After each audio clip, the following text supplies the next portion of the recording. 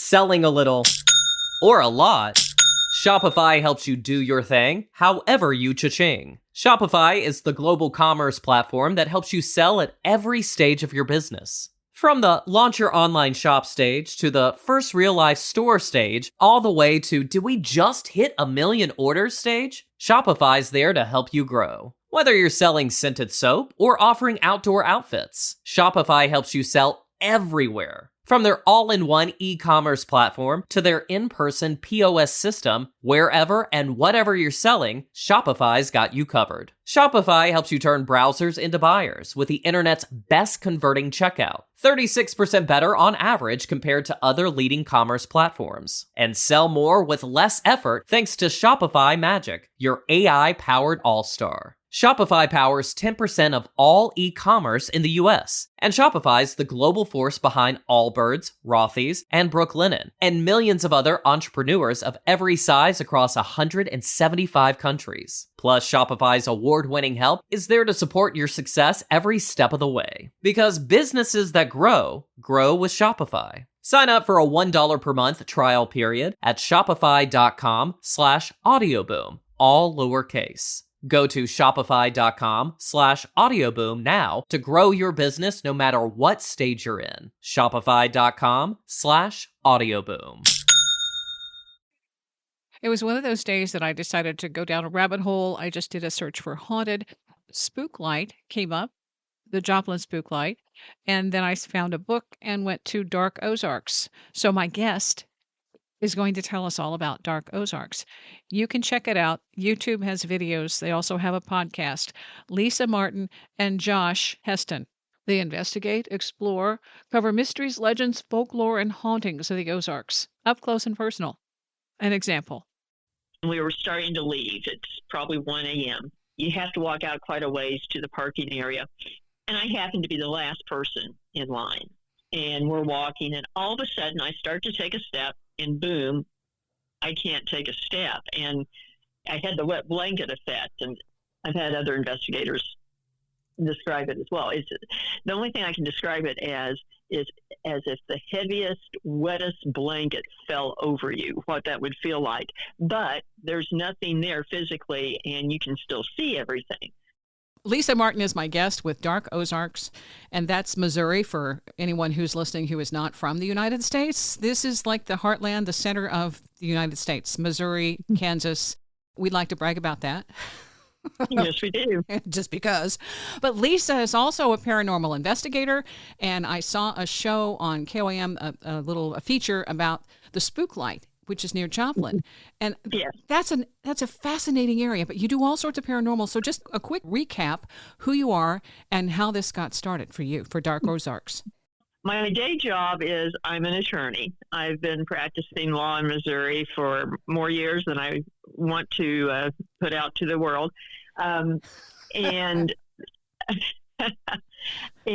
I ended up getting into paranormal investigation research, writing books, and then ultimately Dark Ozarks, going down a rabbit hole that I never foresaw. And if you had told me 25 years ago I'd be doing these things, I would have told you were crazy.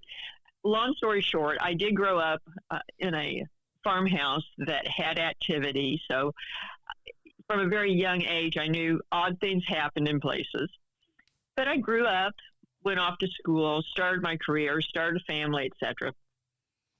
And paranormal was the last thing on my mind. And a number of years ago, I was looking at a house to buy.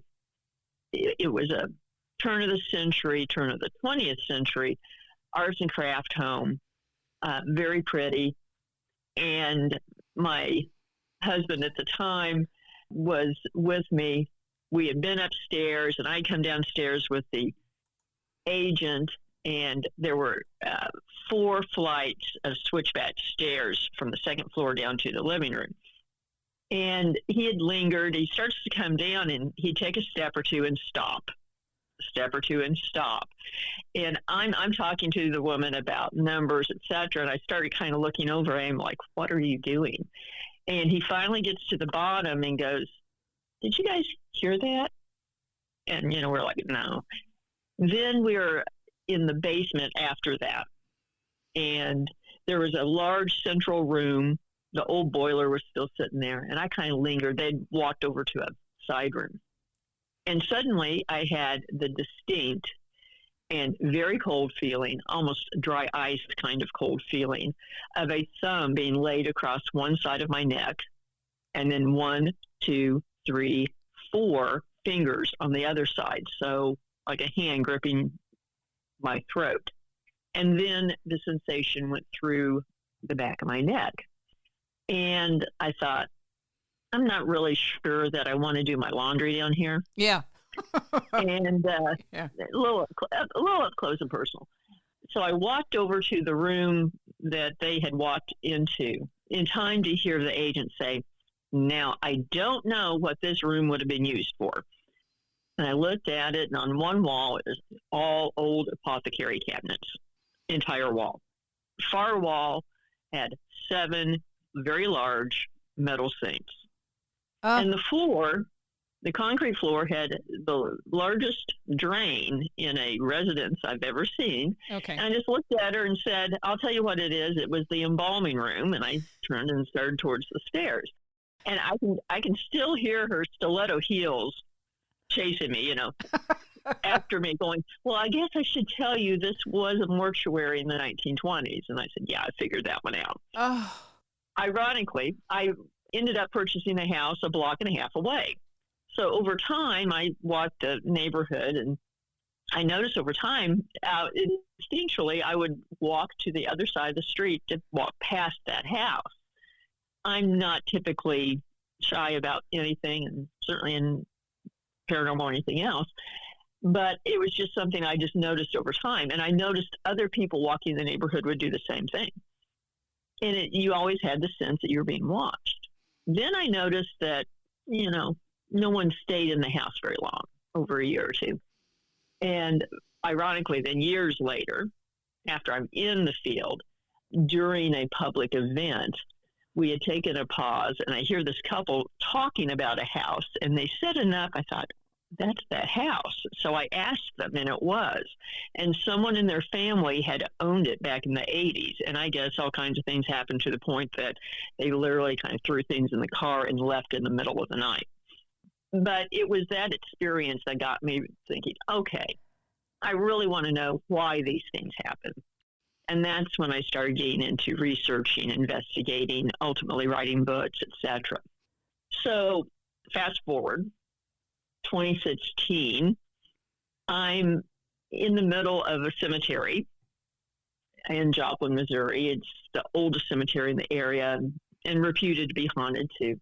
And it's October, and I'm being interviewed by a TV crew about upcoming events and history, etc. And ironically, my partner, Josh, pulls into the cemetery doing research on a story, and he lives 2 hours away. And he pulls in while this is going on and kind of hangs out, and we ended up meeting afterwards. So literally we met in a haunted cemetery. I like that part. The ambiance really sells it. Okay. And that's after you get to the dead bodies of the house that you almost bought. And I mean, that when you're saying the walls were lined with the apothecary little storage units and extra large sinks and a huge drain in a place that's called a home. I'm like, oh yeah, this is like morgue. Yeah, it definitely, it was a mortuary. And ironically, now I actually, over time, later became friends with the family that owned the funeral home, that they still have the business, but was in that house years and years ago, ironically. So, everything seems to come full circle with this. But that's where it all got started. So Josh and I got to know each other, and over time we started collaborating on different projects, and ultimately Dark Ozarks kind of organically grew out of it. Initially, it was pitched as a TV show, and we were pretty well green lit, and then COVID hit. And so subsequently, there's been sales between networks, et cetera, that, everything's on hold on that. But in between, our showrunner said, go create content. So we started the podcast. Absolutely, because there's so much history in Missouri. I mean, there's no end to what you can do with this in terms of, the Civil War aspect, the ghosts, the areas that would have elementals, the Ozarks itself by Branson and all that. I mean, there's just so much going on there that, I see a lot of potential. And then, of course, and the Ozarks actually covers ground in actually 5 states. And so most of it in Missouri, then a good portion in Arkansas, but also in eastern Oklahoma, a sliver of southeast Kansas, and a sliver of southern Illinois. So it's kind of funny. When we started, it was like, I wonder how many episodes we can get out of this. And we are now going on 4 years and realize we've barely scratched the surface. Okay, so in all that time, since I've been to Mena, Arkansas, and a few other places I know, that eastern Oklahoma, have you done anything on Bigfoot? I didn't see that in your archives just yet. Actually, we have. We have a couple of times, and there are several distinct Bigfoot profiles, I guess you would say, in the Ozarks. Eastern Oklahoma it is a big area and a lot of activity. And I have a friend he's also an attorney who has land in the mountains, who's had experiences, but I've also run into people who've had sightings of Bigfoot in urban areas in Oklahoma.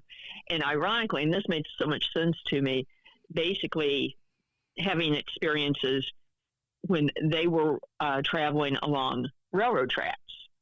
And I got to thinking that made so much sense to me, because if you are a large primate and you are trying to avoid people, but needing to travel through a more populated area, railroad tracks make perfect sense, because one, we don't have passenger trains pretty much on most lines anymore. And two, people generally are not out there walking. So except for an occasional freight train that they could avoid, it's a pretty good conduit. Yeah. But there are Bigfoot stories in the Ozarks that go back hundreds of years. Earliest accounts really come from about the 1830s and are referred to as the Arkansas Wild Man. And originally, the stories were depicted and told as feral people stories, coming out of the New Madrid earthquakes from 1811, 1812, which were the strongest earthquakes recorded in North America. In fact, at one point caused the Mississippi to run backwards and actually caused a lot of land to move states because it shifted the channel of the Mississippi. So it was assumed these people basically, in the tremors afterwards, there were over 20,000 tremors in about 9 months, that people basically went kind of bonkers and ran off into the woods. And so for about 20 or 30 years, you get a lot of these tales that people are telling, but they are assuming they're just feral people. And then it changes over time to describing them as Bigfoot or Sasquatch creatures. Then, of course, you have in southern Arkansas, you have the folk monster, a la Legend of Boggy Creek, which is more a creature that is more of a swamp ape kind of creature. Another one that gets a lot of press these days is Momo, the short for Missouri Monster, up in Louisiana, Missouri. Ironically, that's the one with the least traction, because there is one seminal event where it was seen in the 1970s by a 16-year-old girl and her younger brothers. She's babysitting them, and they're out playing in the yard. She's doing dishes, and something comes up in the tree line at the edge of the yard, and they see this. And then there's a handful of sightings later after it's been reported in the press, but really you don't get too much, recurring sightings from it. But you do have in south central Missouri and extreme north central Arkansas, you have a creature that has been repeatedly reported since the 1860s called the Blue Man. And it is a Bigfoot type creature that you would think of, pretty much from the Pacific Northwest in description, with black fur that has a blue hint to it in the sunlight. And there are actually two legends as to why it's called the Blue Man. That's one. The other is one of the first men to report seeing it was on a logging crew. And early on, it was all logging crews that encountered this thing. And his nickname was Blue. And so some people said it got that name because he told the story first, but not really sure on that. But the Blue Man probably is the more credible cryptid story out of the Ozarks. Mm-hmm. Because of the loggers. Well, because of that and repeated sightings over time. Now, the folk monster down at Boggy Creek, it is as well. It's had repeated sightings over 100 years. So that sounds very credible, but from descriptions, I think it's more of a swamp ape versus your more mainstream thought of as Bigfoot creature that the Blue Man seems to be. So I think you really kind of have two different creatures going on there. Okay, I want to go back real quick. That hand that you felt in the house, in the basement, were you able to reconcile that one? I couldn't reconcile it with any, natural cause or something. I mean, it certainly was not, the ventilation draft or something, No. To me, it was very purposeful. It was interactive. Like I said, it was cold, almost dry ice cold. And I've encountered, I've been touched several times over the years investigating. That is probably, that and one other instance are the ones that stand out the most as far as being the most distinct. I mean, it was very distinct sensation of, a thumb and 1, 2, 3, 4 fingers and done very purposely. It was, my sense was I'm in control or I'm going to intimidate. Who it is, I have no idea. But from the couple that I, years later talked to, their family members who had lived there encountered something that, as they said, ended up chasing one of the kids down the hallway, etc., and had them so afraid that they ended up literally throwing some clothes in the car and leaving, and then hiring movers to move their stuff out later. Yeah, that's pretty intense.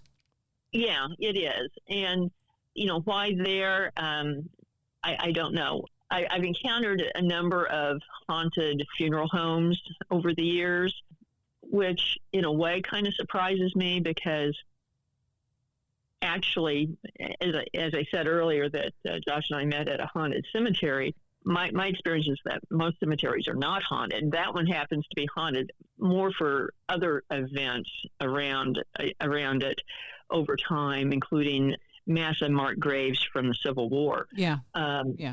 And so I don't think most people end up hanging out at their tombstone. Yeah.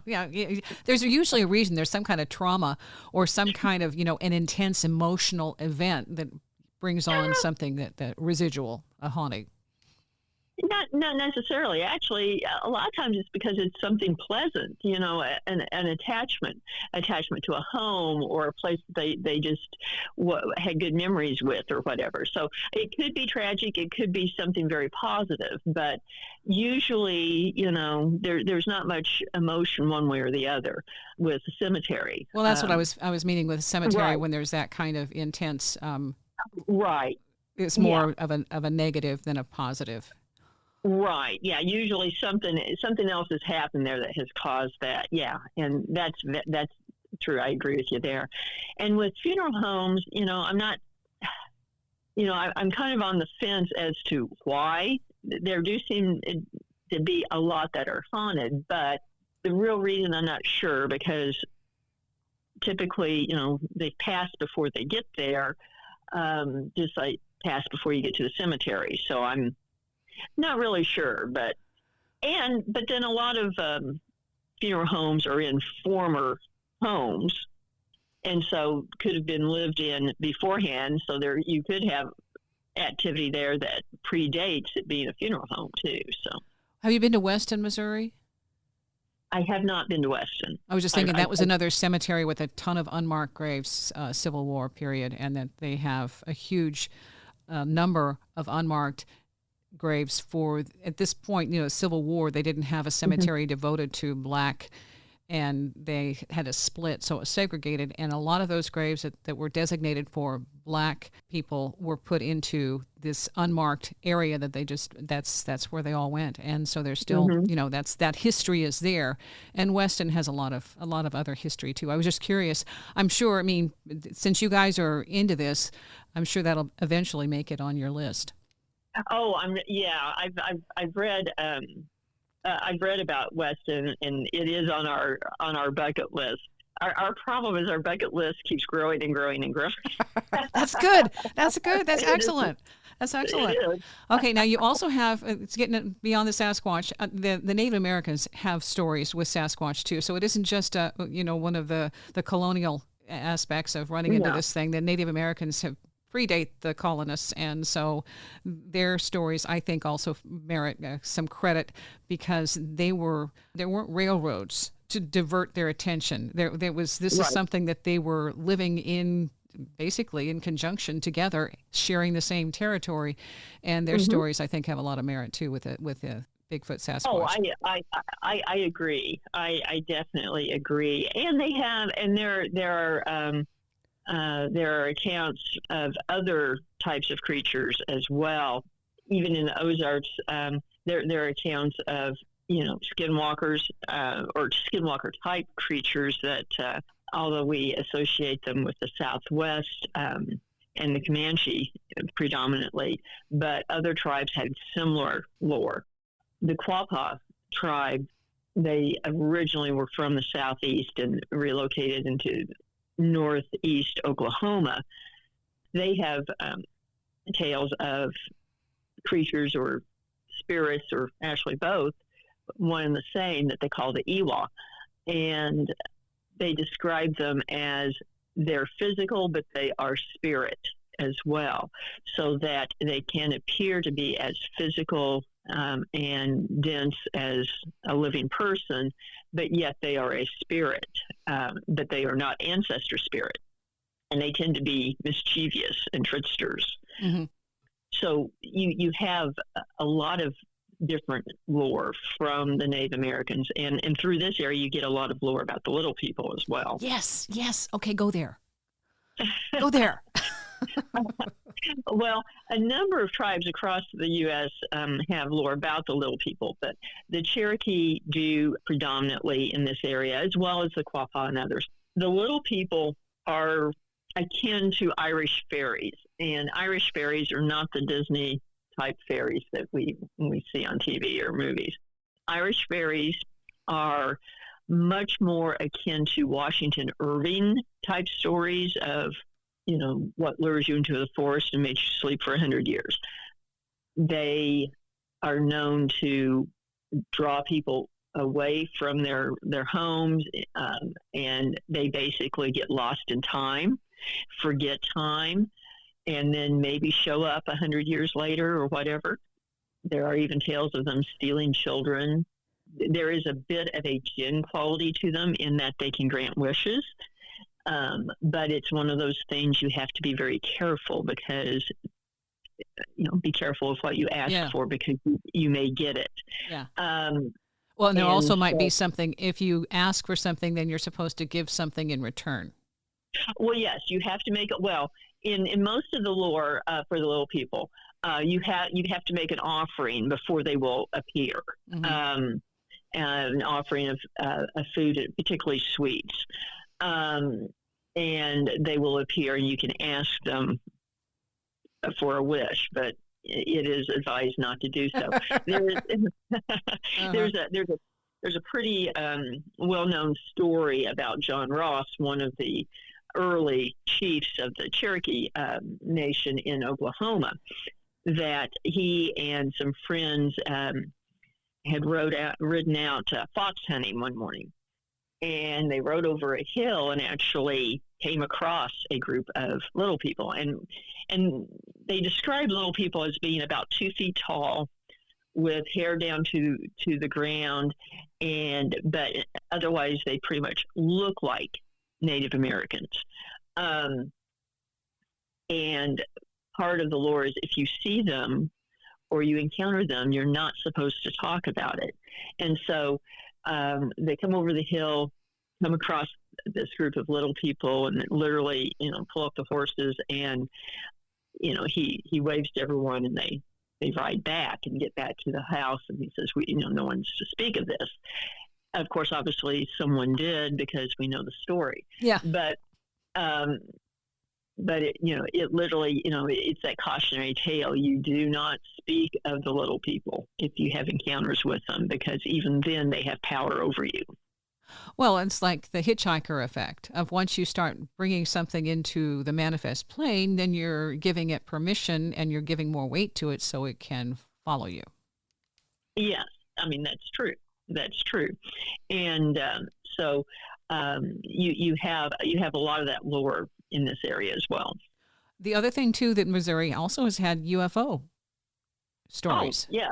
Oh, definitely. Actually, by some accounts, the first seminal UFO, quote, crash happened in Cape Girardeau, Missouri, and not Roswell, if the story is believed, in 1941. It's one of those stories that it may be credible, but again, as with most of these, you can't really prove it. But the story goes that there was a crash near the Army airfield at Cape Girardeau, and it's at night, and so they call out a local minister to perform last rites. And so he's just thinking, oh, it's a plane crash, and so he rides out there with the police chief, and when he gets there, his description is, this isn't an airplane, it's another, it's something else that has crashed, and that there are entities in it that are not human, and that he, actually prayed over one as it was dying, and that they were there before actually the Army got there. And then the Army showed up, took possession of the bodies and the debris, and then told everyone, don't talk about this. This actually was a little before we got involved in the war. So you didn't have the speculation of, is there something going on because of the war effort? And apparently there was supposed to have been a newspaper photographer there who took a photo, but then over time, supposedly the photo has been lost. So, but the sheriff ended up conveying his observations to, I think it was a brother, and it was done and recorded and actually notarized. And then the minister in his later years confided in a grandchild of what he saw. See, that's kind of similar to Roswell in terms of getting rid of some of the evidence that accidentally disappears and can't be found anymore. But then the children of the survivors, the experiencers, grandchildren specifically from Roswell, talk about what their relatives said and what they were not supposed to say, and all of that folklore that comes along with that. It gives you a sense that there's more going on because of the immediate rush to hush the storytellers at the very beginning. And so then it trickles out later. Right, because and they abide by that because they feel like they're doing their patriotic duty. And none of these people tried to make a profit on it either, it makes it more credible, I think, too. But then if you fast forward to 1973, you have the Piedmont incident near Piedmont, Missouri, which actually is not very far from Cape Girardeau. Basically the same area.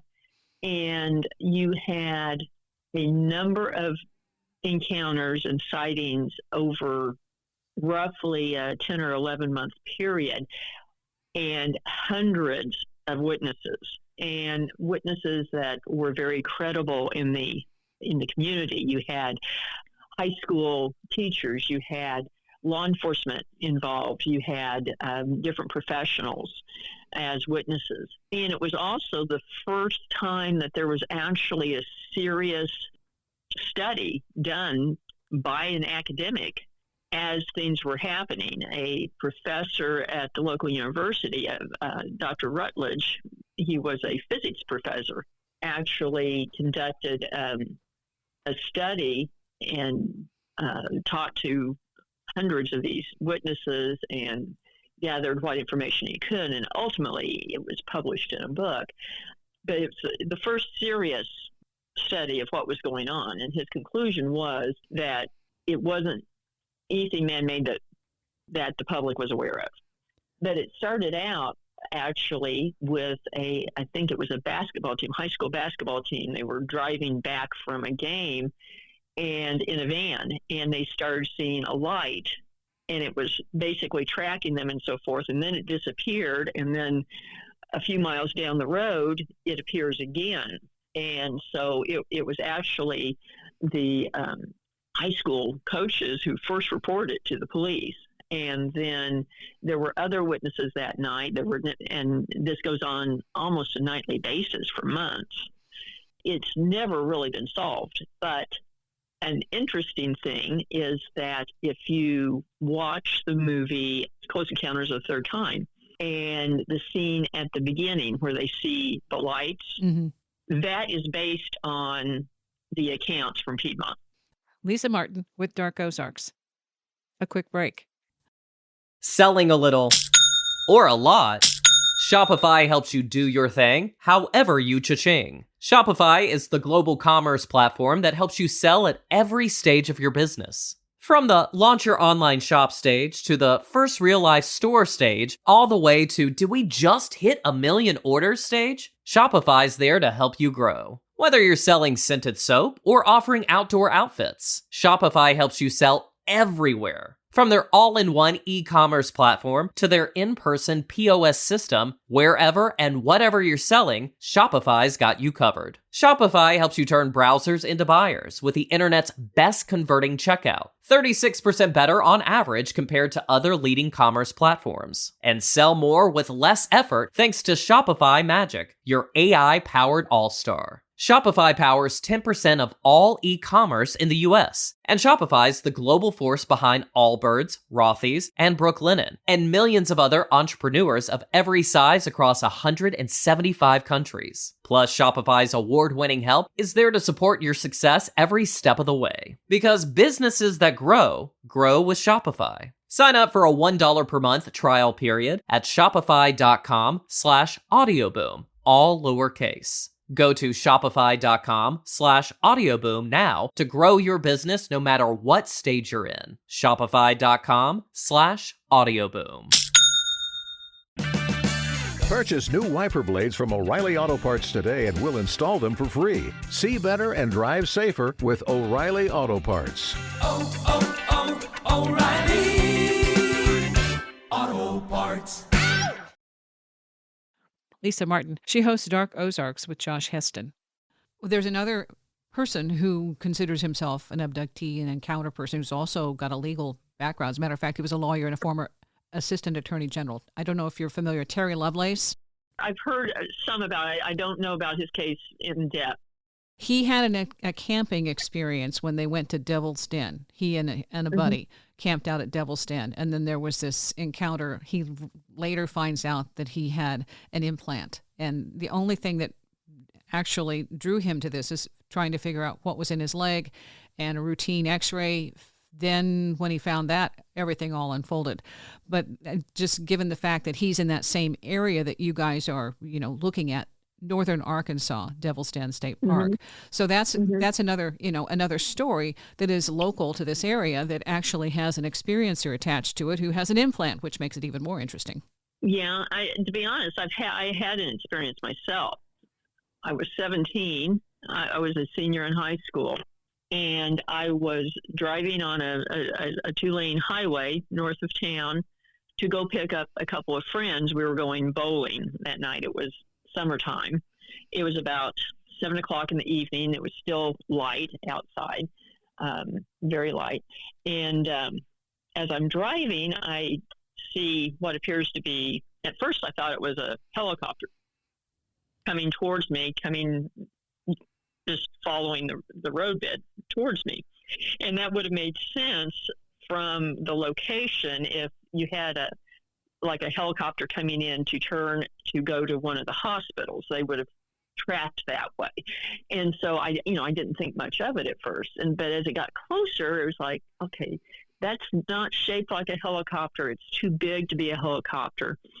And then ultimately, this, whatever it was, hovers above the road, maybe about 50, 60 feet off the ground. And it's wide enough that it covers both sides of the road. So at least, 26 feet, maybe a little more. And it stops, it's maybe 100 yards in front of my car when I stopped. And I roll down my window, turn the radio off, and there's absolutely no noise, no sound of an engine or propulsion. But what I'm thinking is some sort of military craft, experimental craft or something, because it appears to be metallic, and it is round, and basically sort of saucer shaped, but with a center panel that is flat between the two curved pieces.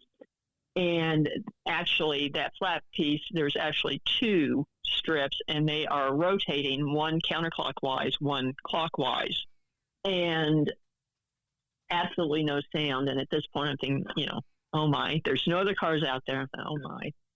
Then a light comes out and shines down on the pavement. And, I'm just sitting in the car. I'm literally thinking, do I start backing up? What do I do? But I'm still thinking this is just military. And at the time, there were ICBM missile silos about 15 miles away from where we're at. So, I'm just thinking this is military. And it hovers there maybe a minute and a half, and then literally takes off at about a 45-degree angle and literally is out of sight in a fraction of a second. But again, still no noise, no chemtrail, no exhaust trail, nothing. And so could it be man-made? If so, we are still not seeing anything with that kind of capability. No. Again, except for the way it took off, I would have said that's some sort of experimental craft, because it appeared to me to be a machine craft, but I can't tell you what it was. Is there any way, if you would know if you had missing time? As far as I know, I did not. Okay. Sometimes you remember, sometimes you don't. It's that thing right. of the fact that it was such a close encounter, and then there was a light involved with the little searchlight thing that the beam, the beam they do. Yeah. Yeah. As far as I know, there was not. I did not. I know I wasn't wearing a watch or anything. And when I then proceeded on and picked up my friends and it wasn't like they're saying, what took you so long, that kind of thing. Right. So, yeah. There was no overt evidence. Right. Yeah. So if there was, it wasn't very long. With that sighting though, when you figured out and left, did you talk to anybody about it? I talked to a few friends. But it was just like, again, I was just like, it's probably the Air Force doing something, but again, I can't explain that kind of acceleration. It went through my mind. Yeah, it could have been something extraterrestrial, but I don't know. Just the appearance of the craft and how the bands moved and everything, it just appeared to be a machine in the sense that we make machines. Mm-hmm. But even to this day, I'd say, yeah, it was some sort of experimental craft that we still don't know about, or they, decided to not pursue or something, except for that acceleration. I think we ought to check with Robert Bigelow because he would know. I guess you probably would know. Okay, he's probably behind it. Well, this part predates him getting into it, but it'd be his grandparents. When you investigate a lot of the hauntings, there are some significant and really fascinating areas in Missouri and Arkansas. And do you have a favorite where you went on a paranormal excursion and documented some evidence? Well, I mean, that's kind of like asking me to pick between my kids. But, and in part because a big part of what we do is we work with historic sites. And so we have sites that we are at repeatedly, and I have sites that I've literally investigated thousands of hours. So ask for forgiveness. Yeah. Say, I'm sorry, I didn't think about this one. Yeah. Okay. Yeah. And so it's kind of hard to say a favorite because they each have a distinct personality, if that makes sense. Yeah. And so, yeah. And I've investigated some of the big places, like Waverly Hills, etc. But I find usually the more active places, the more interesting places are ones that are, quote, not so much on the national radar. In part, I think some places just get hunted out and it goes flat. Yes. Yeah.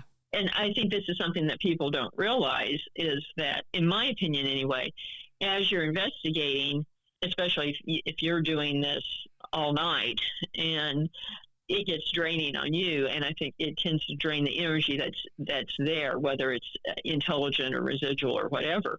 And so when you have a location, say the Villisca Axe Murder House or someplace that literally is booked out 7 days a week, every week of the year, I think you get tired entities. But it doesn't rebound. And I find that if we're in a location quite a bit and activity seems to be kind of settling off a little bit, we wait and don't go back for a few months. Mm-hmm. Then it's more active again. What did you say? What place is it that's booked 7 days a week all year? That sounds interesting. Oh, well, like the Villisca Axe Murder House in Villisca, Iowa. That's one that particularly it's booked out I think except for Christmas, it's booked every day of the year for teams to investigate. Good grief. I had no idea that was that intense an interest that so many people, that it's booked out every day. Wow. Oh, yeah. There are locations that are that way. I think it is a double-edged sword because you end up, it's good for the location of getting revenue in. And you, in the field, you get a lot of people, particularly not necessarily investigators, but enthusiasts and fans who will say, it's horrible that people charge to let people investigate, things like that. But most places they're not supported by, state or federal funds. And you have private owners who are trying to keep up a historic building, which is very expensive. Yeah. Plus the cost of insurance and electricity, etc. And then people saying, "Oh, you should just let everyone come in and out for free." No, and aside from wear and tear on the place, but the flip side is, if you get very successful and everyone wants to go there, then I think over time it can dampen the activity because it gets hunted out, basically. I think it feeds the appetite. Is all of a sudden, it needs to go on a diet. Exactly. I mean, they get people out. They get people out just like we do. Yeah. It's like, okay, that's real. I'm full now. I'm full. Now I'm going to take a break for Christmas. I'll be back after the new year. Yeah. Oh, yeah. Oh no, not more people. Yeah, give me a vacation. Yeah. But I really do think there is something to that. But yeah, there's a lot of really good locations, and it's funny. I've had this discussion with investigators from across the country. I know a lot of different people that I joke. I think per square mile, the Ozarks, particularly Southwest Missouri, tends to have more hauntings than a lot of places. And a lot of people will concur with that. And I think part of it is the history, because you have thousands of years of Native American history. You've got the Civil War, you've got Indian wars, you've got, in some places, lots of major mining fields. And then you get into the 20th century, and this was kind of the heart of a lot of the Depression era gangster violence and all kinds of stuff.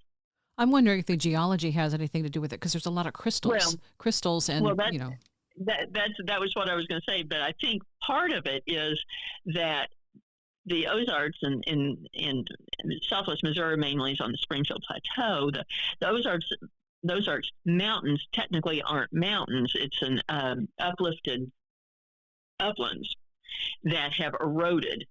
And so it's not so much that the mountains are tall, but the valleys and hollers are deep and have eroded over time from the limestone. And so we have karst limestone that has a very high crystal content. And I don't necessarily think it creates activity, but I think the geology tends to allow it to be amplified. Yeah. Yeah, that's my thought. I also think it's a draw for the UFO stuff, because I do think that there is an energy source that supplies, whether we're aware of it or not. There's a reason that element is drawn to certain areas, and quartz crystal seems to be one of those things that's, whether it's an amplifier or whether it's some kind of a fuel element. I think that from what I have read and from other people who've talked about it, that seems to be a factor. Well, I mean, for one, let's think of it this way. Quartz is the most stable conductor of electricity that we have. In fact, in our communication satellites, they don't use electrodes and transistors and computer relays. They use quartz. And the reason for that is they don't burn out. Yeah. Because, if something if a capacitor burns out on a satellite, that gets expensive to fit. So it's very stable conductor of energy. And so I do think there is something to that. But also, in a broader scope, southern Missouri sits along the 37th parallel. Yeah, yeah. And the 37th parallel has a lot of UFO activity clear across the United States, right over to Roswell and Groom Lake, etc. So, whether, if the geology maybe affects the runway patterns, I don't know.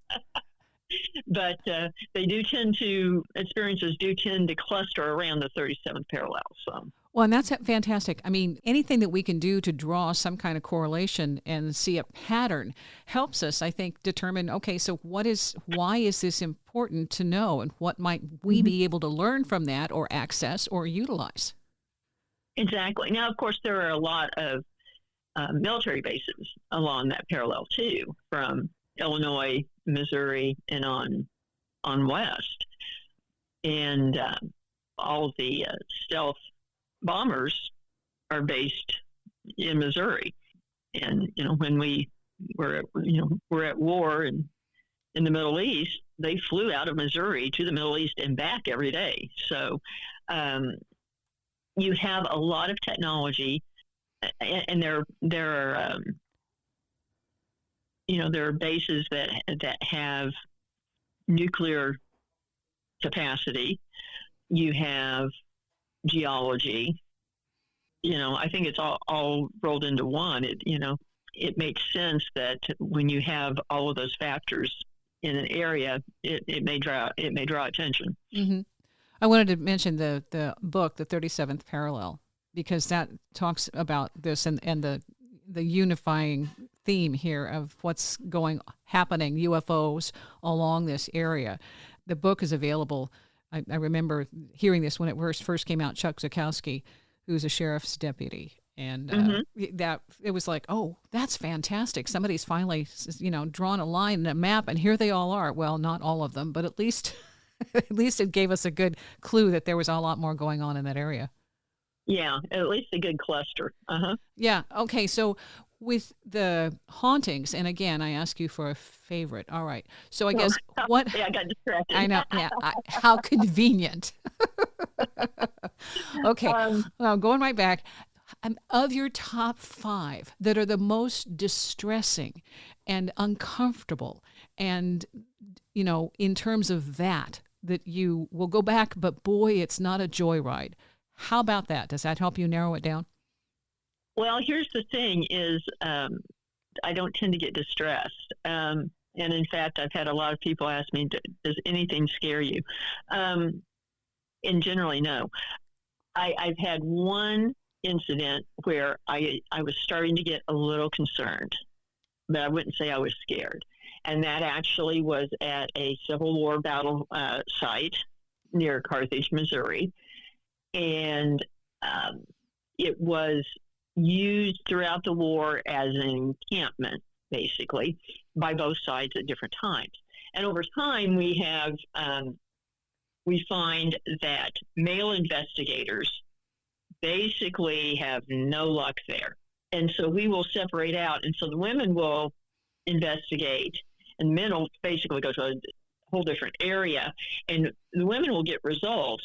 And it really comes across as if I think whoever's there is wary of the men because they aren't sure, are you friend or foe? And they tend to be rather protective and paternalistic towards women. And so that's sort of interesting. But one night we had been to the far end of the park, and we were starting to leave. It's probably 1 a.m. You have to walk out quite a ways to the parking area. And I happened to be the last person in line.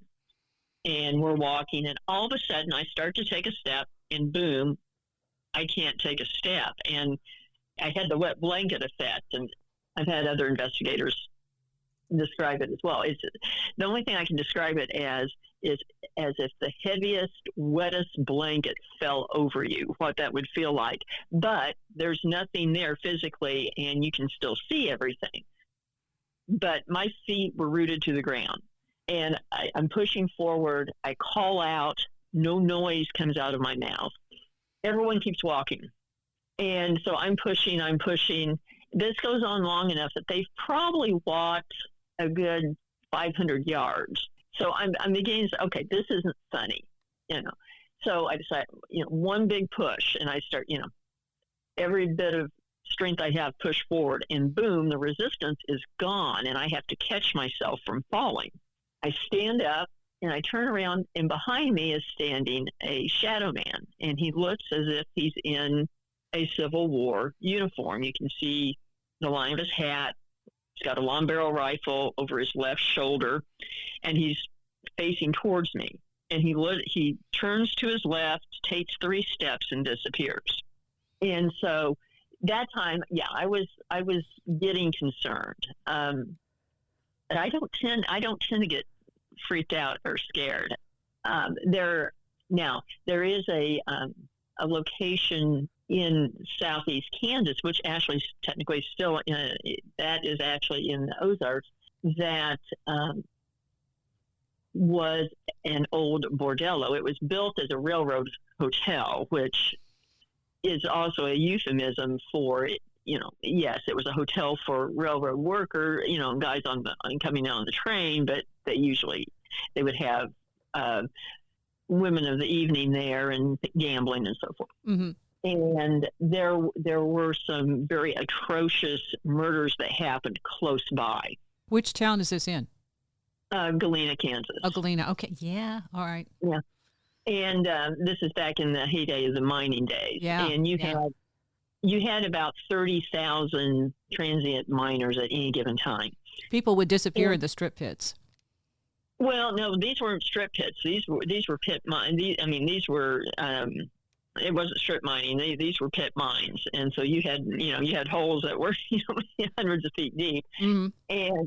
But the bordello became associated with those murders because one of the bodies was found in a mine shaft that was just a few yards behind the building. And then one of the suspects was arrested at the intersection where it sits. And over time, locally, it got the legend that the murders happened there. It didn't. But, of course, we don't know what else happened there. But it could be very disturbing. It is one place that I have seen seasoned investigators leave and say, no, I'm not coming back. There is something there that is very angry. It's the only place I've ever investigated where I had a shadow person that would run at people. Mm. Shadow people tend to be very shy and run the other way, and you have to chase them, try to catch them. Mm-hmm.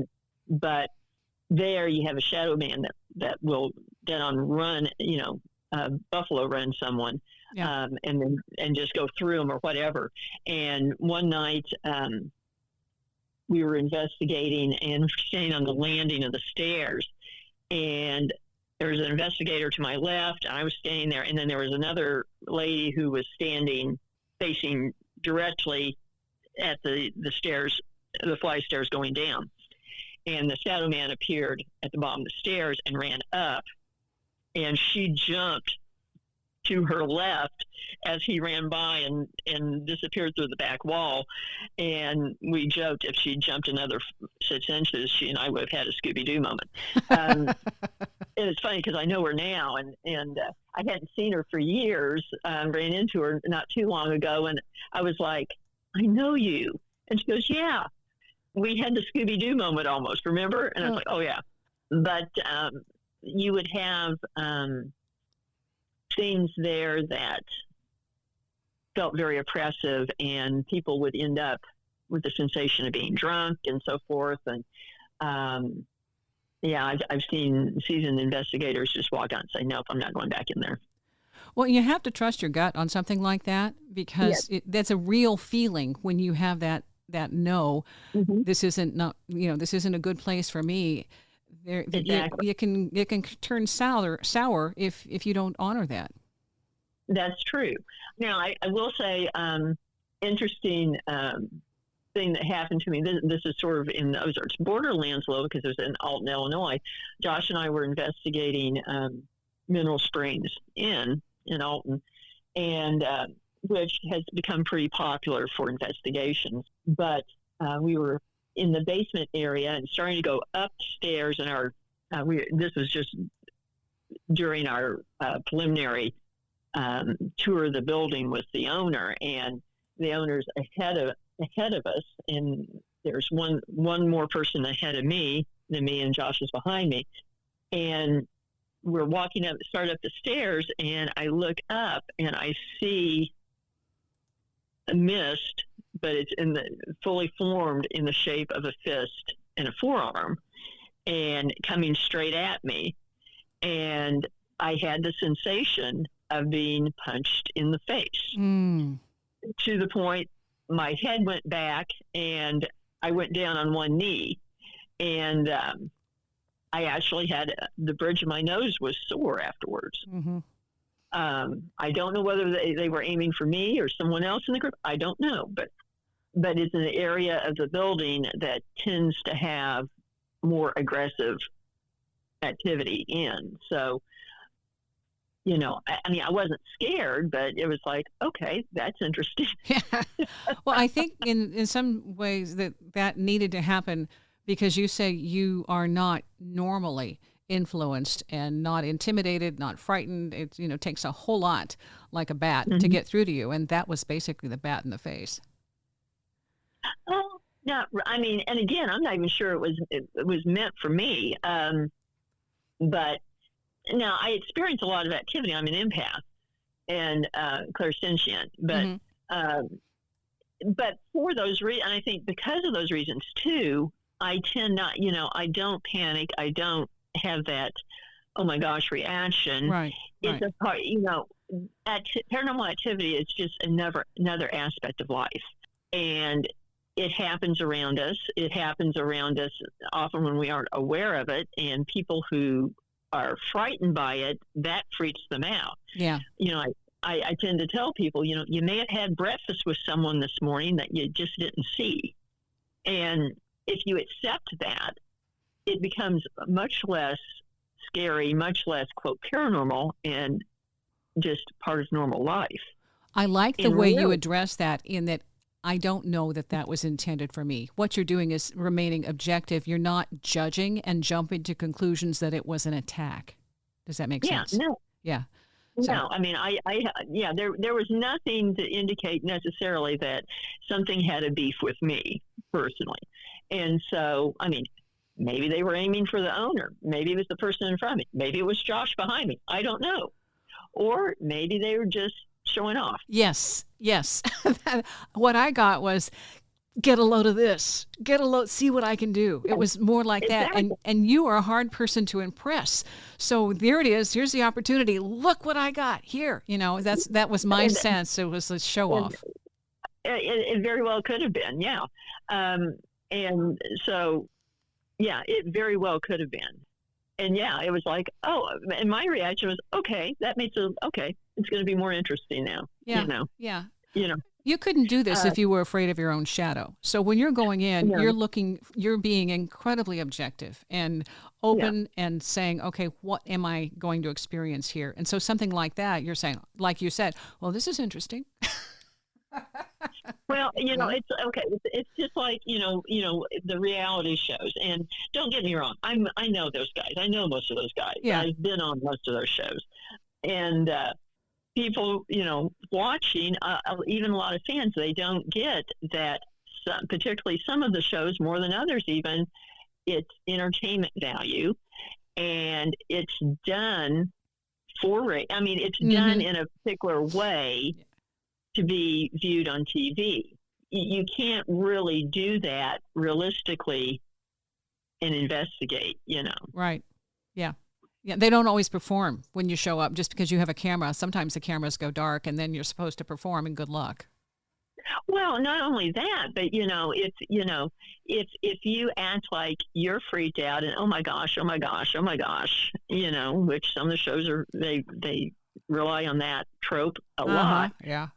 One, you're going to contaminate any evidence that you get, and two, it's just not realistic. I don't buy it.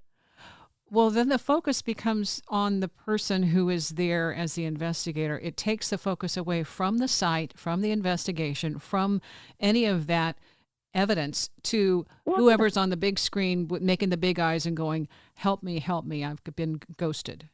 That's just... Exactly. I mean, and then let's face it, that is a big part of what, the production companies, the networks, they need to make money. They need the viewers, and viewers react to that. Some by laughing, some by, oh my gosh, because it's fed into that cycle. It's gotten to a point that the idea of let's present what it's really like investigating is not even on the table for TV shows. Right. Yeah, there's a formula and it works, and it pays the bills. It makes money. Right. Yeah, it gets an audience. Because they're afraid, boy, if we show how it really works, people will get bored and they won't tune in. Right. It takes 7 hours to get one EVP. Well, and, they often will portray it, oh, this all happened in one night. They were really there for 2 weeks, Right.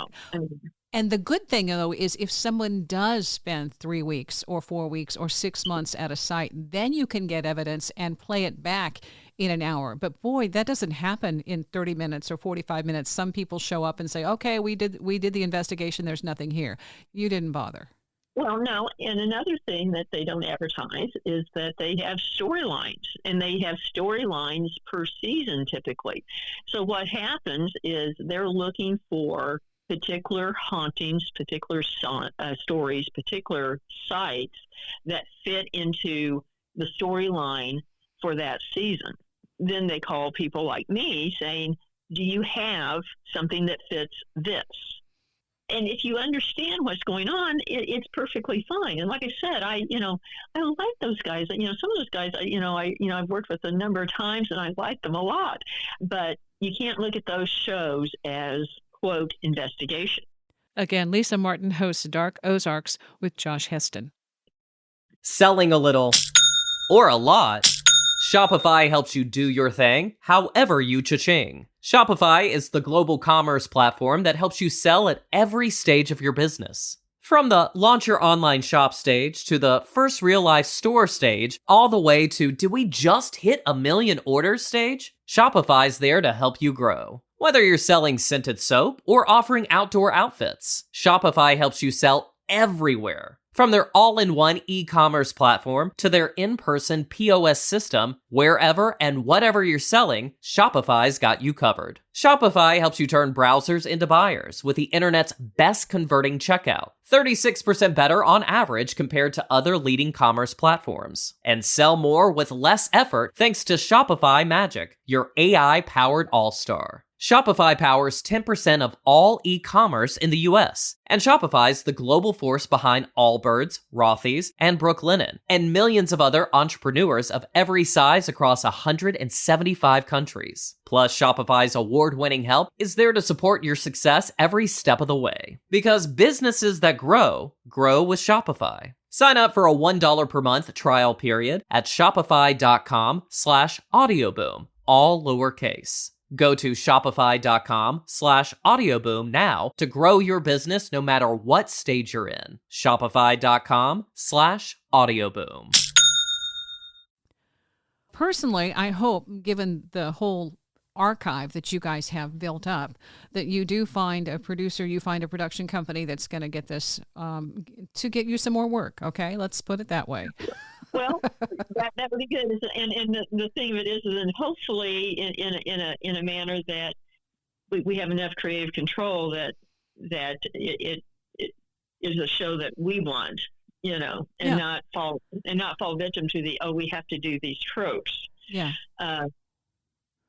But yeah, that would be fantastic. In the meantime, we're having a blast. So, well, and the show, you guys do a podcast. You also have the website, Facebook, the Dark Ozarks site on Facebook, and then the web page, Dark Ozarks.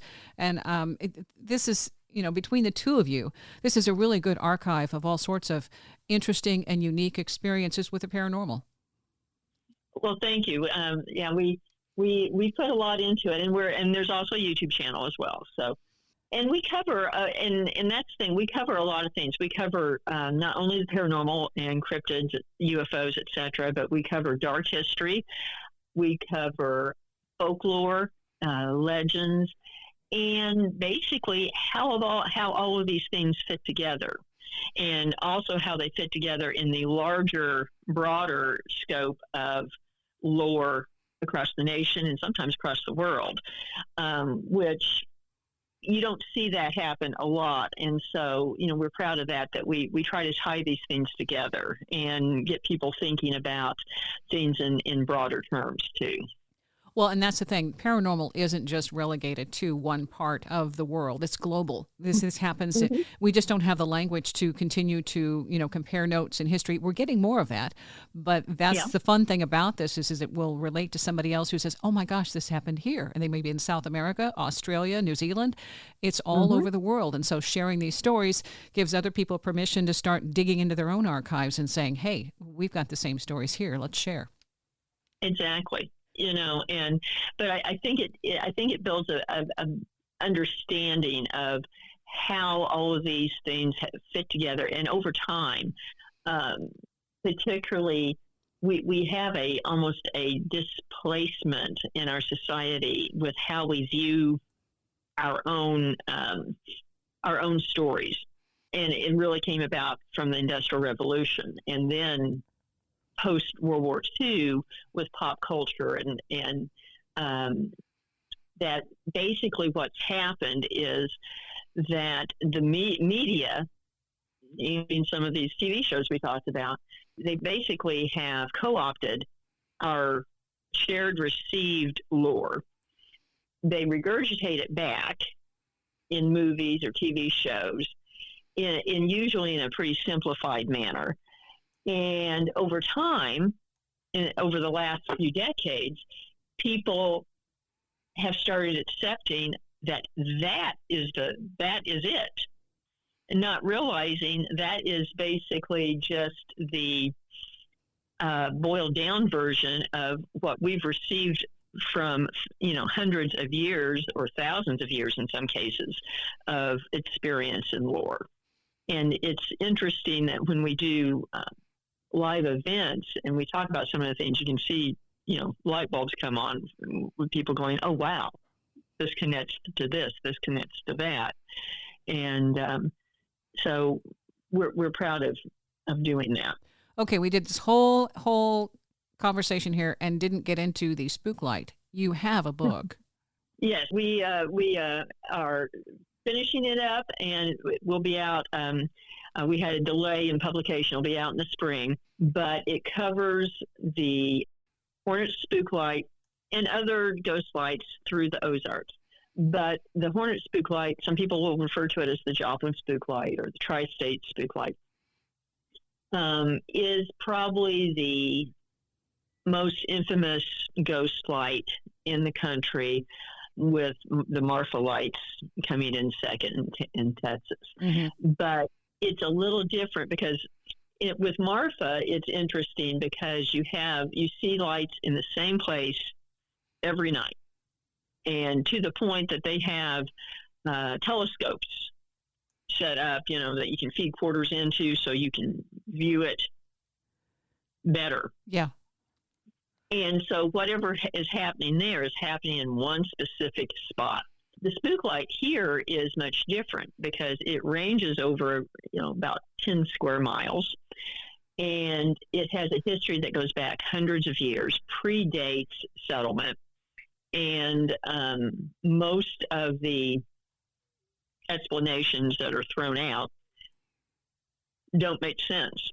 And it's very interesting to me because it started out because it straddles, basically, the area straddles the Missouri-Oklahoma border. But it started out in Missouri and was seen around Hornet, Missouri for decades. And then it kind of migrated and was on the other side of the state line around a particular road for another 20, 30 years. And that is where you had the Army Corps of Engineers come in, you had universities come in, et cetera, do studies, and basically they came up with the standard: it's swamp gas or it's headlights. Hundreds of years, headlights. Yeah. And swamp gas, there's not a whole lot of decaying organic matter sitting around there. There's no marsh or swampy area there, I tell you. Well, that's what's so funny about it, though. That's like a one size fits all. We have no clue, but swamp gas sounds good. Done. Exactly. And then you have the added factor, and then it moved further south and to what became known as Spook Light Road, and was seen for a very long time there. And now it's kind of migrated again further east. So it's just really interesting because you have something that is seen over a large area, so you can't just put up a telescope and look at it and say, oh, that's where it is. Well, some of the stories, I went to college in that area, and some of the stories were that light would even come up to the vehicle. It would come up close to people. So that's some of the lore that goes with that it is mobile. Oh yeah. I know people who that have had it go through the cabin of their car. I know people who've had it hit the top of their car and the paint is scorched. I know people who live down there and they've had it, come up in their yards, in their barns, across their property. Sometimes it's seen up in the trees. Sometimes it's down low. And sometimes it splits in two. One of the times that I saw it long time ago in college, we were out there. There were three of us, and we were in two vehicles, and one vehicle parked facing east, one facing west, opposite sides of the road, but we were about 20, 25 feet between the vehicles. And we'd been watching, had not seen it come up, and boom, it appeared right between the vehicles. Although no one had seen it approaching. We've been watching all directions. Other times you see it approach. I mean, there's all kinds of lore, native lore that connects it to a Indian chief that was beheaded on a cliff not too far away from where people think of it being, to settler stories of it being a farmer looking for lost children, and it's the lantern, and even supposedly a miner, although there was no mining right there, and all of this. And you have thousands of people who have seen it, had experienced it. Yeah, that's what's so cool about it. Mm-hmm. And ironically, and what a lot of people don't realize now is there was a major marketing program made basically through like chambers of commerce and so forth from the 1930s to the 1950s that was kind of named the Land of Million Smiles campaign of portraying the Ozarks as, come vacation here. And it was based in Joplin, Missouri here. And there were a lot of advertising that centered around the spook light, basically enticing people to come look at it, come look for it. And while you're doing that, stop at this restaurant and take food out there and do this and that, Mm-hmm. And so you have this sort of this culture that built up around it, that it was a natural part of growing up. You went out there with your parents as kids. You went out there as teenagers, to face your fears. There was a house that was there at one point, marking it, and you'd get directions from the person at that house. It was like actually a little building. It was a little museum, Spookies. Yes.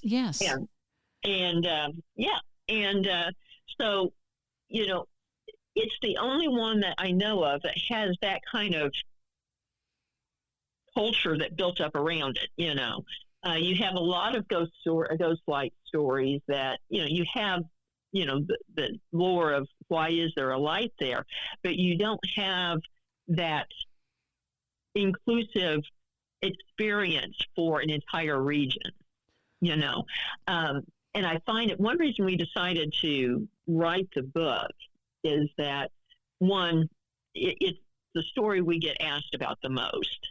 And then two, what we have found over time is that we are losing a lot of our lore. Yeah. And people are forgetting. And so at events, we often, if something comes up that brings up the subject of the spook light, we'll do the, how many people have seen the spook light? Raise your hands, and how many have heard of it, And over time, 15 years that I've been doing public events, I've noticed fewer hands are going up, and they tend to be older.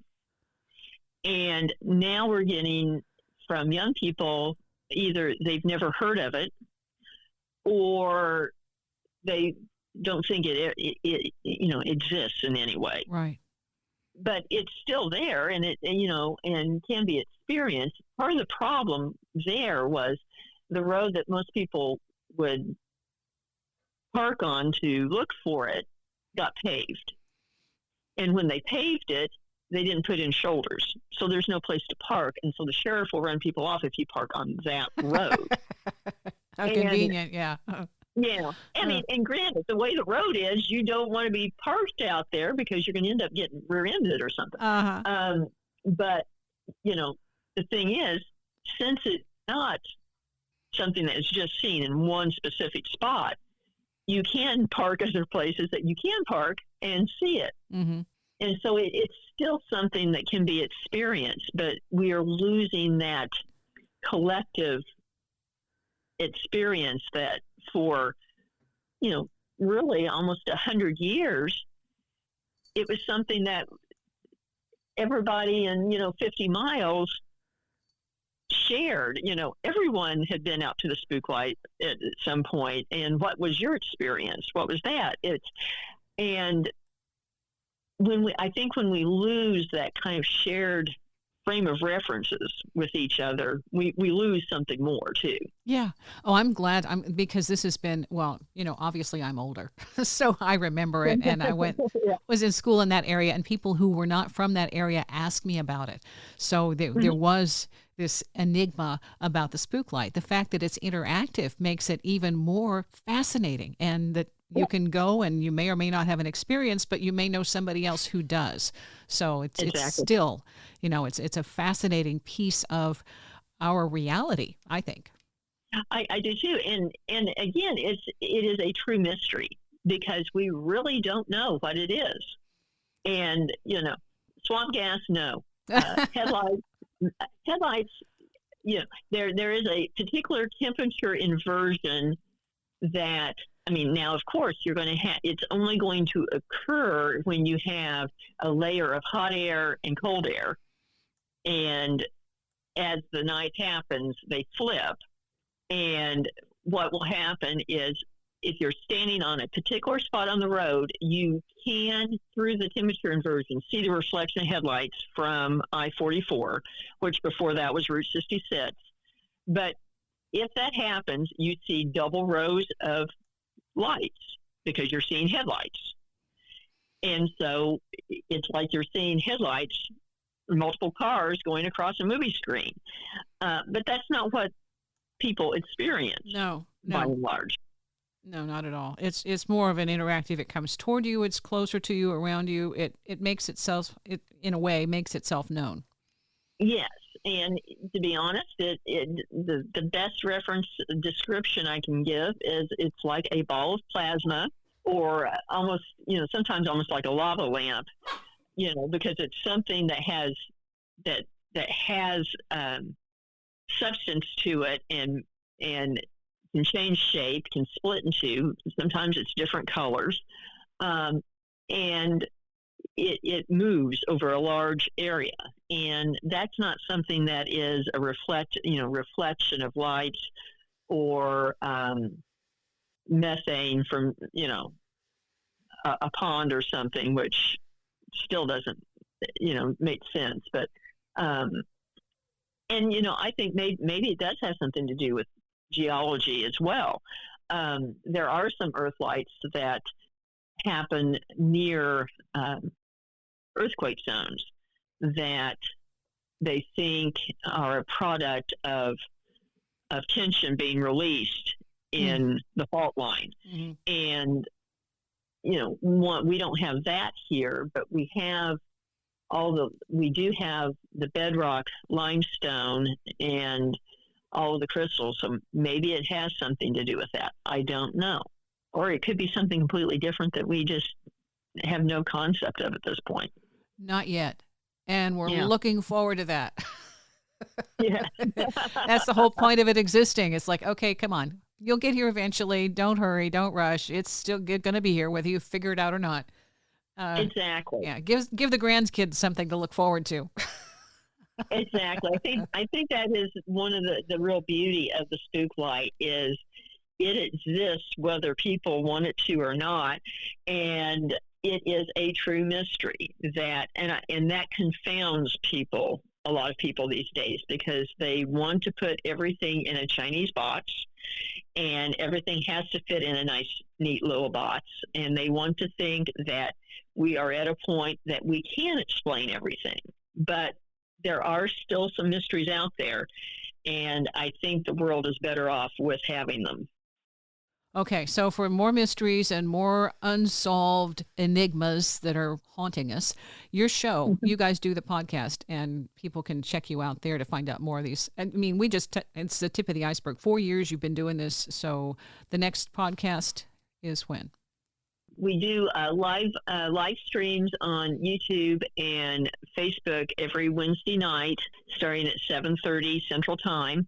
The podcasts drop various times, but you can find the podcast Dark Ozarks on all of the major podcast apps from Spotify, Apple, etc., etc.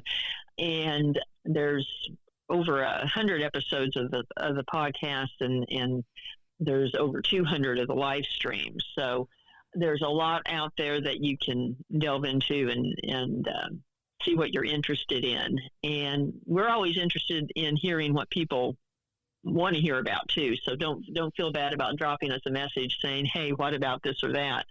But you can follow us on Facebook, Instagram, YouTube, and on your favorite podcast app. I love it because it's global. You're everywhere at once. Sometimes it amazes me where some of the listeners are at. That it's like, oh wow, really? I have one at the North Pole. Oh wow! And I'm like, that is so cool. Maybe it's Santa.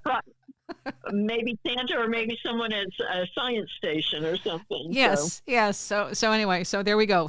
Thank you. Awesome. I appreciate your time. I love what you're doing. I think you've really found a wonderful niche, and I think you're going to have some positive results with that TV production, and crossing fingers. Well, thank you very much. I really enjoyed this and love the talk, and look forward to doing it again. Absolutely. Yes. Okay. Now you're on the list. Good deal. Links are in the description for the show. And again, a special shout out. It's really cool to see listeners and the locations. The North Pole was a really pleasant surprise. So thank you for listening. Wherever you are, stay curious. Selling a little or a lot, Shopify helps you do your thing, however you cha-ching. Shopify is the global commerce platform that helps you sell at every stage of your business. From the launch your online shop stage to the first real life store stage, all the way to did we just hit 1 million orders stage? Shopify's there to help you grow. Whether you're selling scented soap or offering outdoor outfits, Shopify helps you sell everywhere. From their all-in-one e-commerce platform to their in-person POS system, wherever and whatever you're selling, Shopify's got you covered. Shopify helps you turn browsers into buyers with the internet's best converting checkout, 36% better on average compared to other leading commerce platforms. And sell more with less effort thanks to Shopify Magic, your AI-powered all-star. Shopify powers 10% of all e-commerce in the US, and Shopify's the global force behind Allbirds, Rothy's, and Brooklinen, and millions of other entrepreneurs of every size across 175 countries. Plus, Shopify's award-winning help is there to support your success every step of the way. Because businesses that grow with Shopify. Sign up for a $1 per month trial period at shopify.com/audioboom, all lowercase. Go to shopify.com/audioboom now to grow your business no matter what stage you're in. Shopify.com/audioboom.